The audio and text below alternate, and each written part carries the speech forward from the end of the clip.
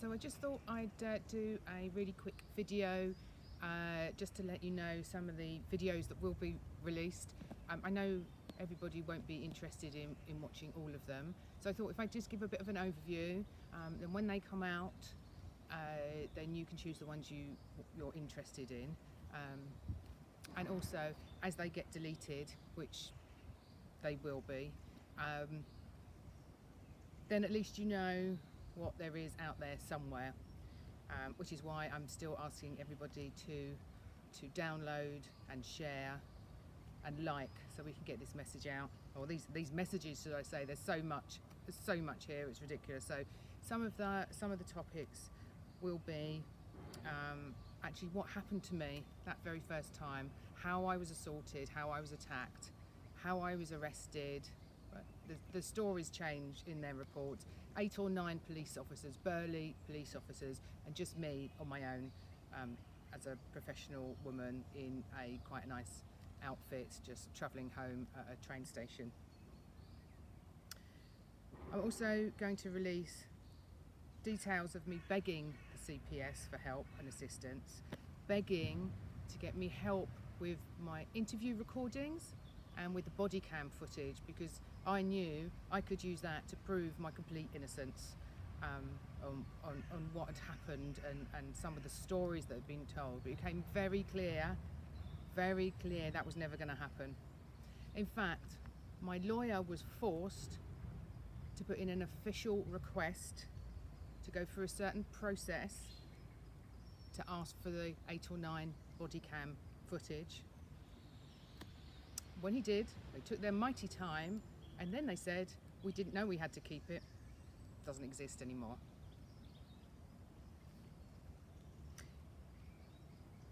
Interview 1. This was after I'd spent the night in the cells, crying. Nothing ever happened to me like that before. I was injured. I was really sore. I was in shock. I was sick in the morning, so I clearly had concussion. I now realise that was because I was being kicked in the head, because I've read the details. I mean, it's a blur to me. All I really remember is this horrible man that I thought was a random stranger. I thought he was going to kidnap me. He slammed handcuffs on one wrist, then he managed to grab my arms behind me and put the other handcuff on. So at this stage, and then he body slammed me to the floor and attacked me. So after spending a night in the cells, the first interview is very clear. This horrible man that I was told was police when I was first arrested, because he's of undercover police. He said, apparently the allegations against me were he thought I might spit at him or that I might headbutt him. Very clear. There's no allegations whatsoever that I touched this man or whatsoever.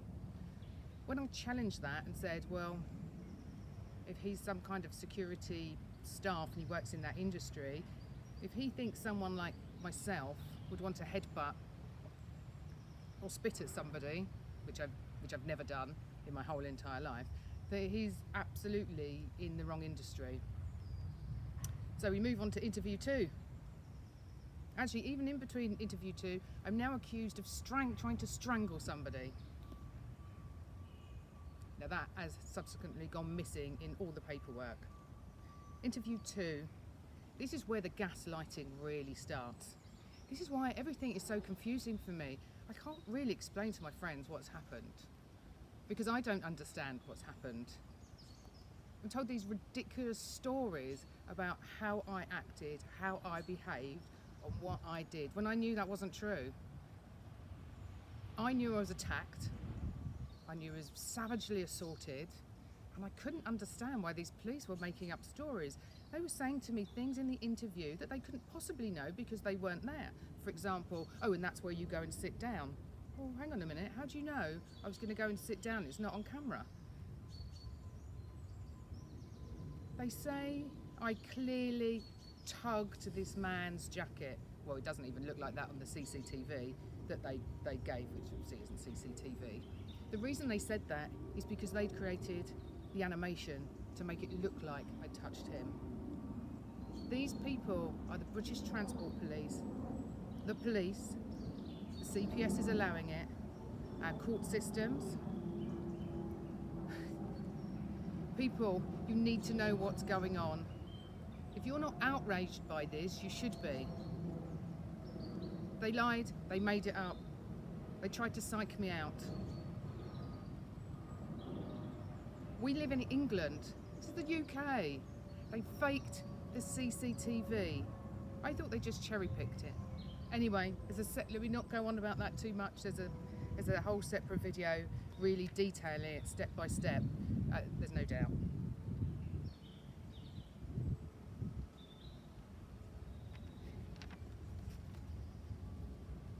I want to discuss the missing photos of my injuries. I want to discuss with you, have an open debate, that they've lied so much they don't even remember they didn't take any. So their story was the police woman on my first interview didn't keep her old phone, so didn't transfer the photos so they no longer exist. Surely that's what the police are supposed to do. That's losing evidence. They didn't lose the evidence, they didn't even take any because they already knew exactly what their plan was. They frightened me into submission, into taking a caution. So attempting to strangle somebody could be up to life imprisonment. But I know I didn't do that. In fact, I even say to them, I will pay a forensic specialist to prove there's no way the distance, my height ratio between the man that shoved me, there's no way I just put my hand up to say, don't you touch me again.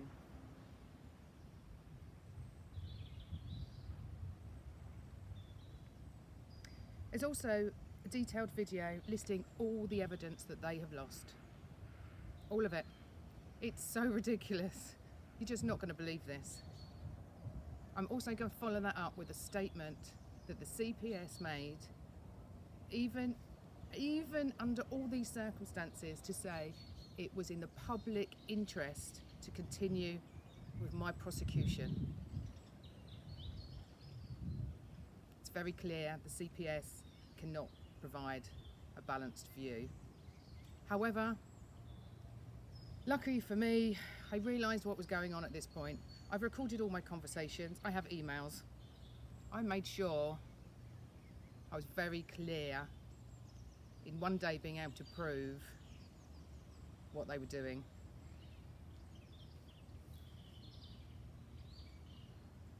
I want to show you the videos I have regarding the ridiculous statements that were made, that don't match each other, that don't put me in the same place. It was very clear there was some inside information given, well, I can prove that. It's very clear the statements were added to after the original ones were done.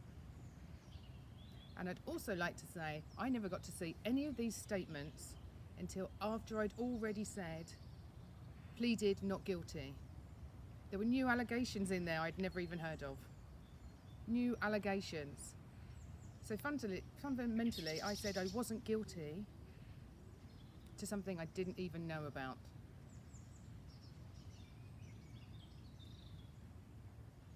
In fact,